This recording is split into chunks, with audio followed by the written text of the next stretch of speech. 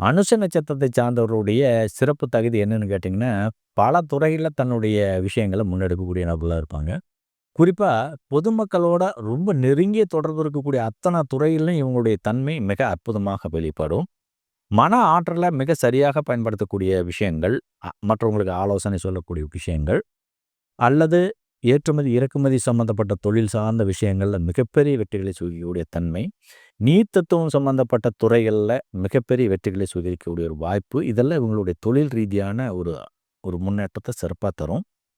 வெளிநாடுகள்ல ஒரு புகழ்மிக்க பொறுப்புகள்ல பிராண்ட் அம்பாசிடரா இருக்கிறது, இல்லைன்னா வெளிநாட்டு தூதுவராக இருக்கிறது, அந்த மாரி அரசு துறை சார்ந்த விஷயங்கள்ல பொதுமக்களை ஒன்றிணைக்கக்கூடிய ஒரு வாய்ப்பை பெற்றவர்கள். ஒரு போர் அபாயம் வருகிறது என்றால், அந்த நேரத்தில ஒரு சமாதானத்தை நினைக்கக்கூடிய ஒரு சமாதான தூதுவராக செயல்படக்கூடிய ஒரு தன்மை, இந்த அனுச நட்சத்திரத்தை சார்ந்த அன்பர்களுக்கு சிறப்பாக இருக்கும்.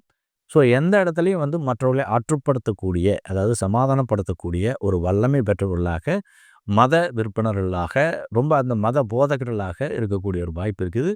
இதில பார்த்தீங்கன்னா, ஆன்மீகம் என்பது இவர்களுடைய அடிப்படை அடிநாதமாக இருக்கும் அப்படிங்கிறத நம்ம அழுத்தம் திருத்தமாக பதிவு செய்யலாம்.